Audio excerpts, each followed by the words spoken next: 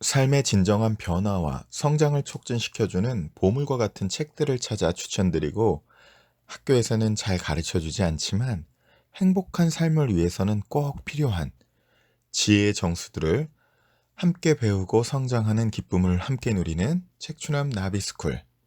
오늘의 추천 도서는 종교, 이제는 깨달음이다 라는 책으로 함께 나눠보도록 하겠습니다. 자, 두 저자분은요. 먼저 오광남 교수님은 현재 캐나다 라자니아 대학교의 비교 종교학 명예교수로 재직하면서 북미와 한국을 오가며 집필과 강연을 하고 있다. 서울대학교 종교학과 및 동대학원을 졸업하고 캐나다 맥마스터 대학교에서 화엄 법계 연기 사상에 관한 연구로 종교학 박사학위를 받았다. 그동안 북미와 한국 여러 대학에서 객원 교수, 북미 한인 종교학회 회장, 미국 종교학회 한국 종교분과 공동 의장을 역임했다. 또 함께 공저하신 성혜영 교수님은 서울대학교 외교학과 및 종교대학과 대학원을 졸업하고 미국 라이스 대학에서 플리티노스의 종교체험에 대한 연구로 박사학위를 받았다. 현재 서울대학교 인문학연구원 HK 교수로 재직하고 있으며 주된 관심 분야는 종교심리학과 신비주의의 비교 연구다. 특히 개인의 종교체험 전반에 관한 연구와 종교체험과 종교사상의 상호관계에 많은 관심을 가지고 있다. 이제 성혜영 교수님도 이제 오강남 교수님께도 이제 배우기도 하고 또 강의도 들어보고 하면서 이제 또 성혜영 교수님이 상당히 독특한 체험을 하십니다.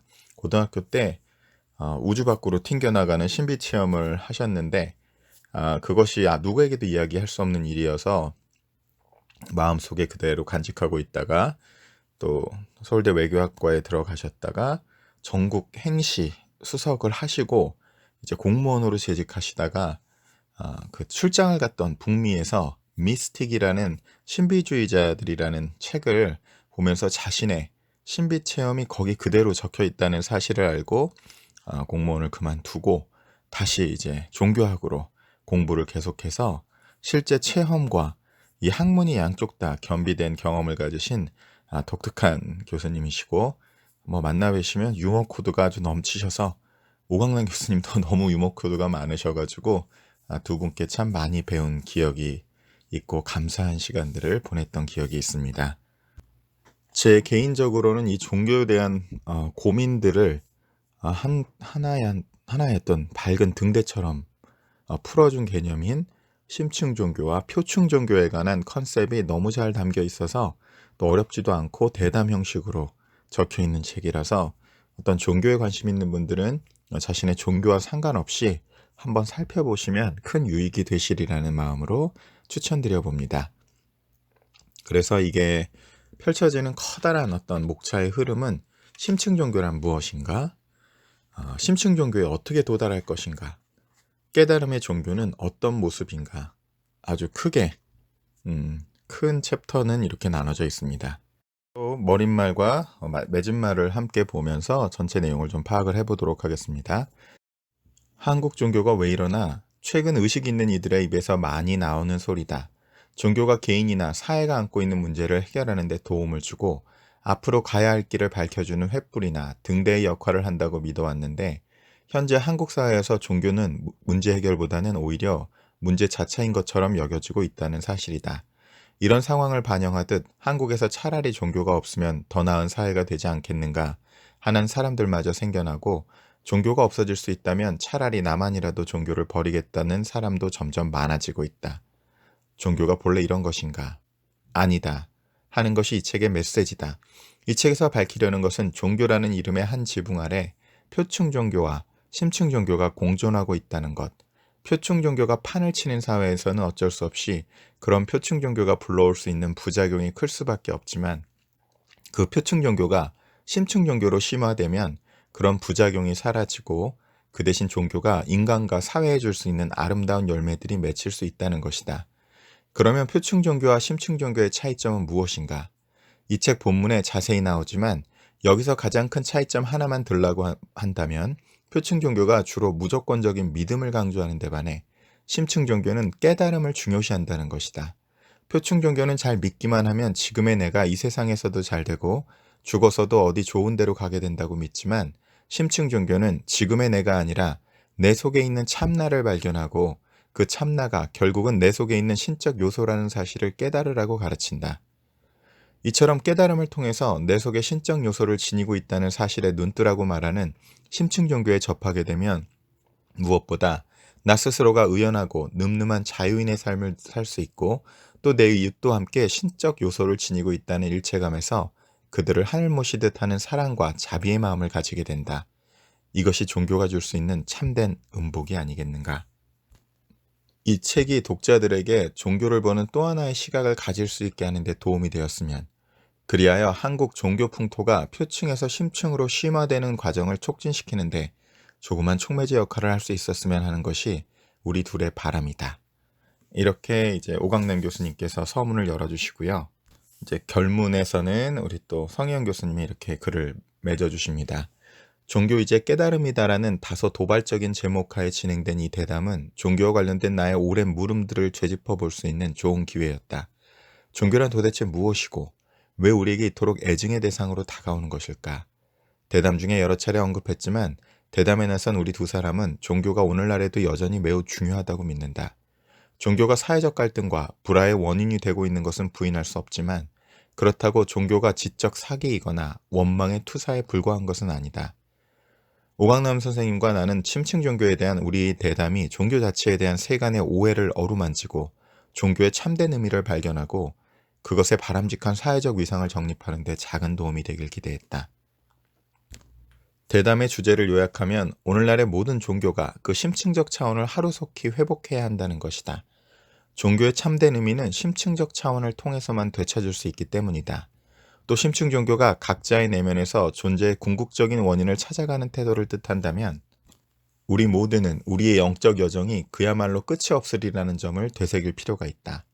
그리고 이 부단한 여행에서 우리가 잃지 말아야 할 덕목이 있다면 그것은 열림의 태도와 더불어 끈질긴 희망이 아닐까?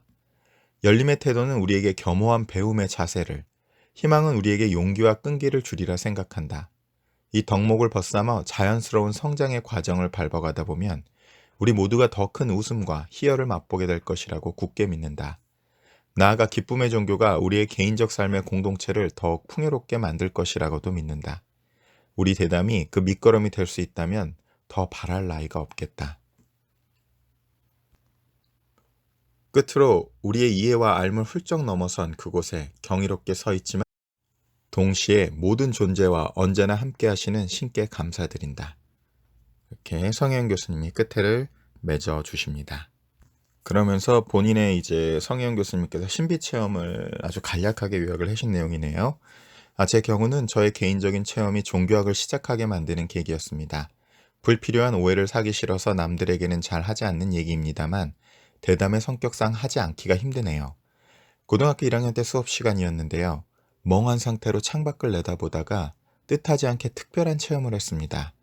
늦은 오후 무렵 해가 지면서 운동장 건너편에 서 있던 건물의 하얀 벽이 붉은 빛으로 아름답게 빛나고 있었는데요.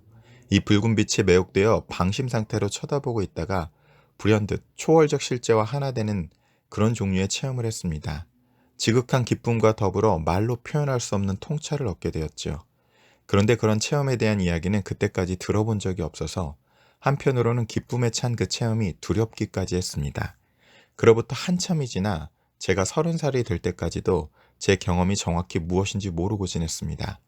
그리고 그때에도 전혀 믿기지 않았고 지금도 여전히 믿기 힘들지만 그 체험을 통해 직관적으로 알게 된 것은 우리가 살고 있는 이 세계는 진짜가 아니다라는 것이었습니다. 그렇지만 그런 종류의 알미란 지금 돌이켜보아도 고등학교 1학년이 생각해내기에는 참으로 터무니없는 것이 아닌가 싶습니다. 그 체험 이후로 남에게 말할 수 없는 혼자만의 비밀이 되었습니다. 그 후 핀란드에 장기 출장 가 있을 때 서점에 자주 들렀는데요. 어느 날 우연히 접하게 된 책을 통해 신비주의와 신비체험이라는 것들을 처음 알게 되었죠. 칼라 도판도 많이 들어있는 책이었는데 여러 종교의 신비주의 전통을 쉽게 풀어 설명해 놓은 책이라 초심자인 제가 이해하기 쉬웠습니다.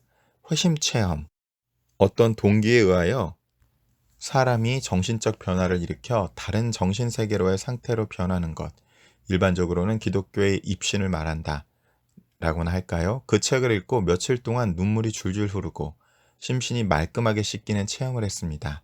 이 경험을 계기로 귀국한 이후에도 신비주의에 관한 내용들을 혼자서 열심히 찾아 공부하게 되었죠. 자, 그러면서 이제 실제로 이 성희영 교수님은 이 경험 이후에 그 잘 나가는 공무원직에서 이제 바로 종교학으로 전공을 바꿔서 공부를 시작하게 되는 계기를 설명해 주십니다.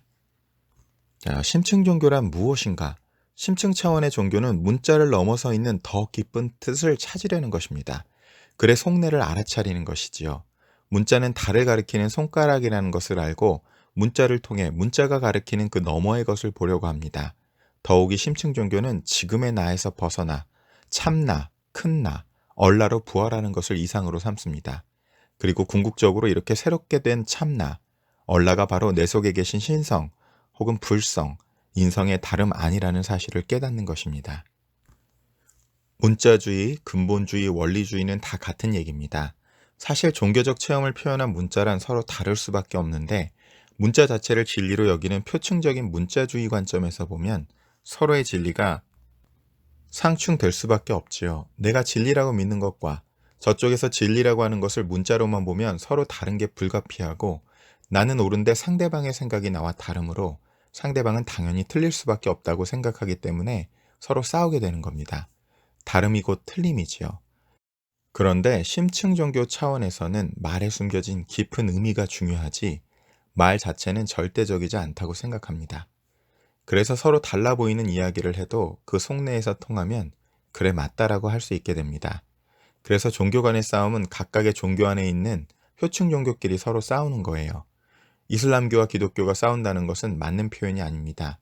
정확하게 이야기하자면 이슬람교의 근본주의와 기독교의 근본주의가 싸우는 겁니다. 그리고 문자주의적이고 근본주의적일수록 배타적입니다. 한국 기독교의 95%는 근본주의자, 문자주의자라고 합니다. 세계 여러 종교를 살펴보면 거의 모든 종교의 표층과 심층적 차원이 있습니다. 물론 종교 전통에 따라 그 두께의 비율은 다를 수 있지요. 어느 종교는 표층이 심층보다 더 두껍고 또 어떤 종교는 표층이 압도적으로 더 두꺼울 수도 있습니다. 그렇지만 불교에도 표층 불교와 심층 불교, 기독교에도 표층 기독교와 심층 기독교가 있습니다. 실제로 모든 종교인들은 아주 특별한 경우를 제외하고는 거의가 표층적 차원에서 종교 생활을 합니다. 예를 들어 내가 착한 일을 하면 산타 할아버지가 정말로 문자 그대로 굴뚝을 타고 내려와서 나에게 선물을 가져온다는 믿음과 같은 것이지요. 시대를 모두 거슬러 살펴보더라도 옛날에는 특별한 경우를 제외하고 대부분의 종교사에서 이런 표층 차원의 종교인들이 절대 다수를 이루었습니다. 사람들이 무엇이든 빌기만 하면 하늘에 계신 신이든 누구든 우리의 소원을 들어주리라고 믿는 것이 이런 표층 종교의 주요한 기능이었으니까요. 심층 차원의 종교는 표층 차원의 종교와 대비된 개념이라는 것을 기억할 필요가 있습니다. 우선 심층과 대조되는 표층 차원의 종교가 가지는 몇 가지 특색을 살펴볼까요? 첫째, 표층 종교는 문자주의적입니다. 즉, 문자의 표피적 뜻에 집착합니다. 둘째, 모든 것을 지금의 나, 이기적인 나를 중심으로 생각합니다. 종교를 가지는 것도 결국 내가 잘 되기 위한 것이라는 식이지요. 여기에는 단순히 지금 잘 되는 것뿐만 아니라 죽어서도 좋은 곳에 가야 한다는 것도 포함됩니다. 다석 류용모 선생님의 말을 빌리면 표층 종교란 몸나, 재나, 이건 제 책추남의 표현으로는 미운 오리 새끼, 애벌레, 에고를 어떻게라도 확대하고 꾸미고 연장하려는 데 관심을 가진 종교입니다. 이와 대조적으로 심층 차원의 종교는 문자를 넘어서 있는 더 깊은 뜻을 찾으려는 것입니다. 글의 속내를 알아차리는 것이지요. 문자는 달을 가리키는 손가락이라는 것을 알고 문자를 통해 문자가 가리키는 그 너머의 것을 보려고 합니다. 더욱이 심층 종교는 지금의 나에서 벗어나 참나, 큰나, 얼라로 부활하는 것을 이상으로 삼습니다. 그리고 궁극적으로 이렇게 새롭게 된 나, 얼라가 바로 내 속에 계신 신성 혹은 불성, 인성의 다름 아니라는 사실을 깨닫는 것입니다. 이처럼 내가 절대자 속에 있고 절대자가 내 속에 계시다는 것을 강조하는 종교의 심층적 차원을 종교학에서 비교적, 이게 어떻게 해야 할까요? 이게 비밀의 가르침적인 에소테릭 차원으로 보고 표층적인 현교적 엑소테릭, 에소테릭, 엑소테릭 이렇게 용어가 이렇게 서로 이렇게 나뉘어져 있습니다. 차원과 대비시키기도 합니다. 누구나 어쩔 수 없이 표층으로 시작하지만 자라가면서 결국은 심층으로 깊이 들어가야 하겠지요. 제일 중요한 진실은 모든 게 하나라는 것입니다. 상호 연관 혹은 상호 의존성이 제가 본 모든 중요 종교의 핵심적인 가르침입니다. 불교뿐만 아니라 유교도 그렇습니다. 만유일체, 혼연동체라는 거죠. 우리는 길을 공유하는 형제이자 자매라는 것입니다. 다른 사람들이 아픈데 어떻게 나만 안 아플 수 있겠습니까? 고통을 뜻하는 compassion에서 passion에 함께라는 접두어를 붙이면 passion, compassion, 즉 자비가 됩니다. compassion은 함께 아파한다라는 뜻입니다. 이걸 보면 도덕적 행위는 인위적으로 하여야 한다는 당위의 문제가 아니라 심층 차원의 인식이 가능해질 때 저절로 나타나는 자연스러운 행동인 셈이지요. 그것이 바로 순리입니다. 결국 도덕의 완성은 종교적인 완성이 있은 다음에야 가능합니다. 물론 심층적으로 가는 데에는 먼저 도덕적인 훈련이 불가결합니다. 나의 욕심을 없애고 나누는 태도를 비롯해 남과 함께 아파할 수 있는 심성이 있어야 하지요.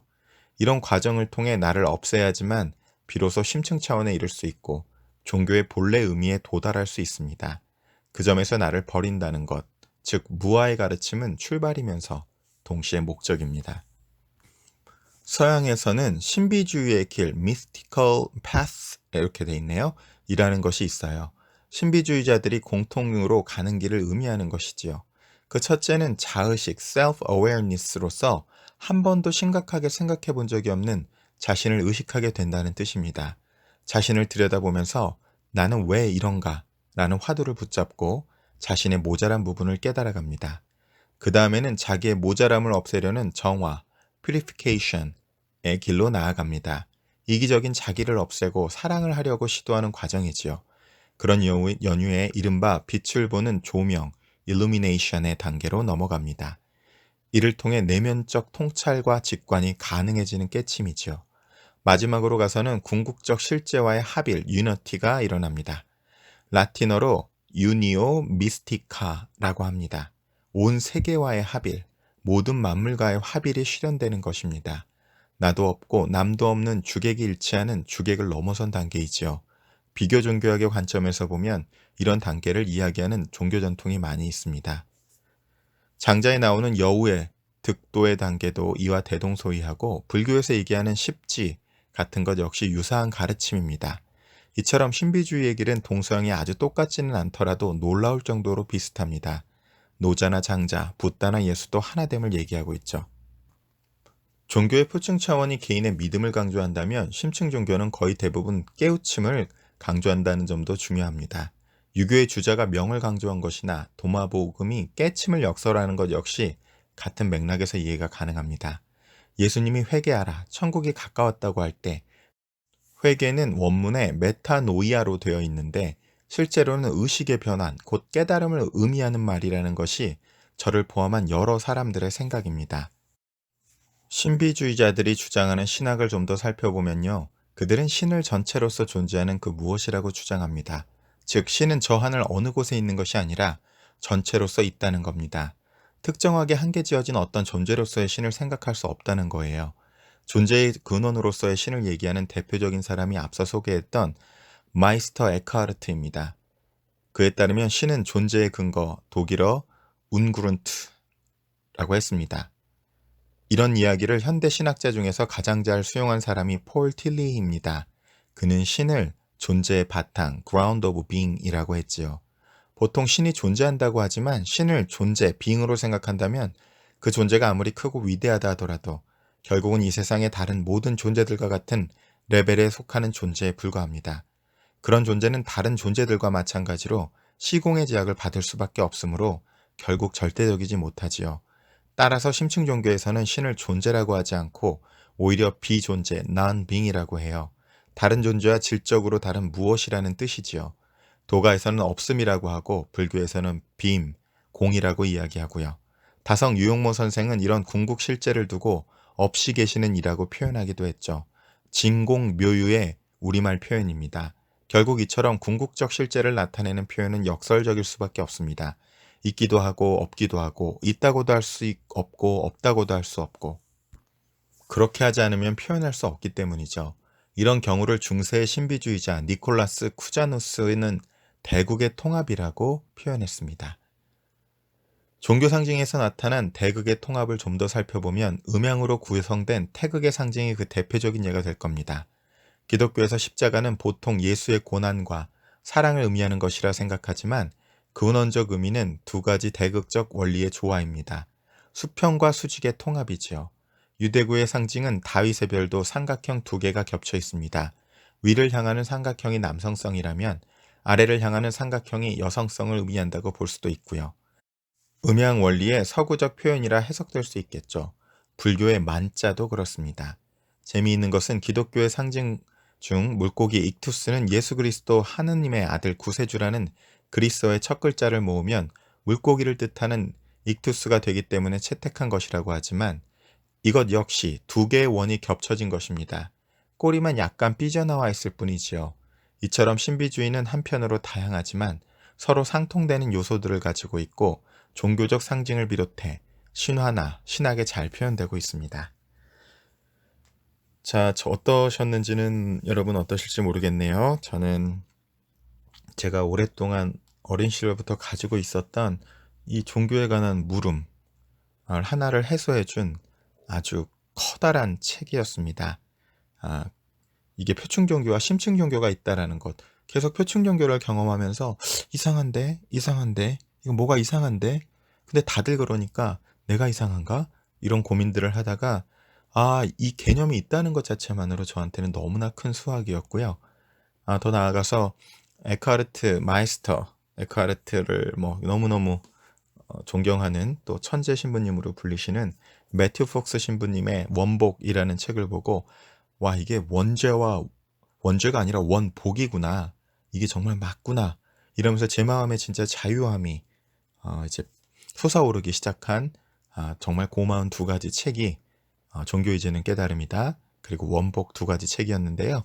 오늘은 이 종교 이제는 깨달음이다의 첫 번째 파트로 뒤쪽에서도 조금 더 소개해드려도 될 것 같아서 다음 시간부터 좀 더 이어서 소개해드려 보도록 하겠습니다. 책추남은 꿈을 꿉니다. 나비스쿨의 꿈을 꿉니다. 천, 하늘의 마음 공부, 지, 땅의 동 공부, 인, 사람 공부. 이 천지인의 공부가 조화로운, 그래서 정말 우리가 애벌레에서 나비로, 미운오리스케에서 백조로 날아오를 수 있는, 나답게 살 수 있는, 자유롭게 충만하게 살 수 있는, 실력을 기를 수 있는 그런 학교를 꿈꿔봅니다. 혼자 꾸면 꿈이지만 함께 꾸면 현실이 되는 것이 세상의 이치이기 때문에 여러분께 이 꿈에 함께 초대드려 봅니다.